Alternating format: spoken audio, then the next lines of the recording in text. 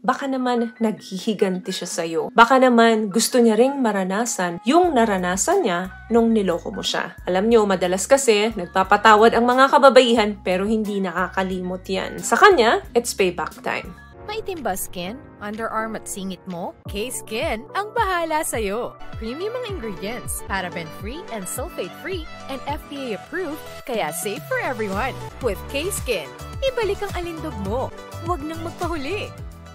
Hi guys! Welcome back to our channel. Kamusta po kayong lahat? Sana ay nasa mabuti po kayo. At sa mga hindi pa po nakakakilala sa akin, my name is Cheryl Ting. At kung bago lang po kayo sa channel na to, pwede po bang makahingi ng isang favor to please consider to subscribe dito po sa ating channel. And also, huwag niyo na rin po sanang kalimutan i-like and i-follow ang ating Facebook page official and also ang ating TikTok account, Cheryl Ting. Maraming salamat po. And for today's video, another concerned video po, ang sabi niya is, ano po ba ang dahilan? Bakit natutukso ang babae? Madalas ako nakakatanggap ng mga katanungan na tulad nito. Ang pagluloko po ng babae or kahit na ng lalaki, nangyayari yan kapag may problema na ang relasyon. Problemang maaring hindi aware o hindi alam nung kapartner niya. Kaya sinusubukan nung isang nagloloko na maghanap ng kasagutan sa iba. Once na may problem na ang relasyon, nagsha-shine na ang pagloloko. Anytime, anywhere, kumakaway na yan sa'yo. Kasi, yan ang takbuhan na akala natin, yan ang solusyon. Ba yung tumutulak sa isang babae para magloko siya? Number 1, gutom siya sa emosyonal na bagay or emotional starvation. Meaning, hindi nanonourish yung relationship. Ang lalaki, kapag nag-cheat, kadalasan involve ang sex. Kulang sa sex or meron siyang mga gustong i-explore when it comes to sex na hindi niya nami-meet doon sa partner niya. Pero kapag ang babae ay nag-cheat, meron siyang gustong mapunuan na emotional need niya. Para ma-fill up yung emotional need niya, nakakapasok siya sa isang emotional affair. Alas, hindi kasama dyan ang usaping sex. Dahil nga hindi niya nakukuha ito doon sa kapartner niya, nakukuha niya yon sa iba. Ano ba yung mga pwedeng example ng emotional starvation? Halimbawa dyan, wala siyang nakakausap, wala siyang mapagbuntungan ng mga hinaing niya, ng mga nangyayari sa buhay niya, hindi ka available palagi sa kanya. Hindi na rin siya nakakakuha ng respeto mula sa'yo, hindi mo na rin siya hinahangaan, wala na rin siyang nakukuhang moral support sa'yo. In short, wala na kayong connection doon sa relationship ninyo. Dahil ang mga bagay na ito ay napaka-importante sa isang babae. Pag hindi niya ito nakuha doon sa partner niya, makukuha niya yun sa iba, may magpapakita sa kanya ng mga kakulangan. Doon na po nag-uumpisa ang pagloloko ng babae. Sa una, kaibigan lang, maaring ikinikwento niya pa ito sa'yo sa umpisa nung kanilang pagkakaibigan. Pero habang tumatagal, unti-unti niya nang itinatago sa'yo ito. Dahil nandun na yung guilt na may feelings na siya doon sa kausap niya at mas malalim na yung mga pinag-uusapan nila. Kaya hindi niya na pwede i-share yun sa'yo. Alawa, anger. Baka naman naghihiganti siya sa'yo.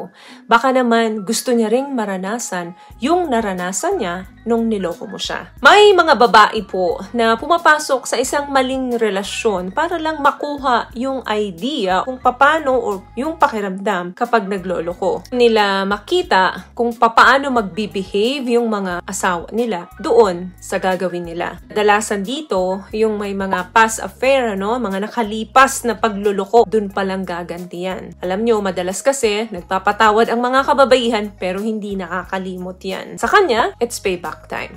What I love about this product, itong No More Dark Secret ng K-Skin, bukod sa may advanced whitening na siya na kung saan pwede niyang matulungan na pumuti yung mga singit-singit mo, moisturizing, meron siyang anti-irritation, antibacterial, maintain healthy pH level. Hindi lang pambabae, meron din po tayong pang lalaki. Number 3, wala na yung excitement sa relasyon. Rinig nyo na ba yung salitang serial cheaters? Nag-cheat lang ang mga taong ito dahil doon sa thrill na dapat nararamdaman nila. Pero pag nawala na yung thrill doon sa bago nilang relasyon, maghahanap agad sila ng bago. Dahilan nito, marami ng boring sa buhay nila, sa trabaho nila. Kaya pagdating sa relasyon, palagi silang naghahanap ng thrill and excitement. Kaya pag nawala na yan, mawawala na rin ng gana yan sa'yo.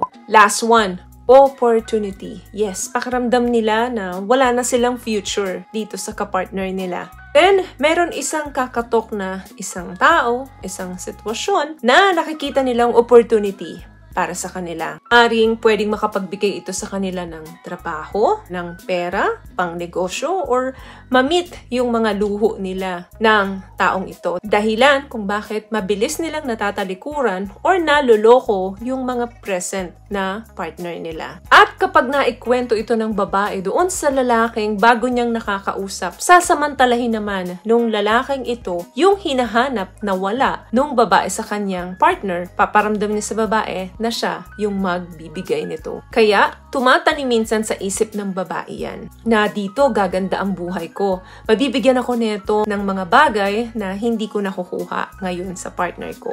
Doon na po nag-uumpisa ang infidelity. Ang relasyon po ay wala talagang kasiguraduhan. Pero kapag hindi na po tayo masaya sa piling ng isa't isa, pwede naman natin sabihin iyon sa mga partner natin bago tayo maghanap ng bagong relasyon. It's always best to end your relationship before picking up one with another person. So, yun lamang guys ang video natin for today. I hope nakapagbigay po ako ng tips sa inyo. At kung nagustuhan yung ating video, please give it a thumbs up, comment down below, and also share this video na rin po sa mga kaibigan sa tingin yung matutulungan ng video natin. Once again, palagi po kayong mag-iingat at palagi po kayong manalangin. Thank you guys for watching and see you in our next one. Always love yourself and be a blessing. Bye!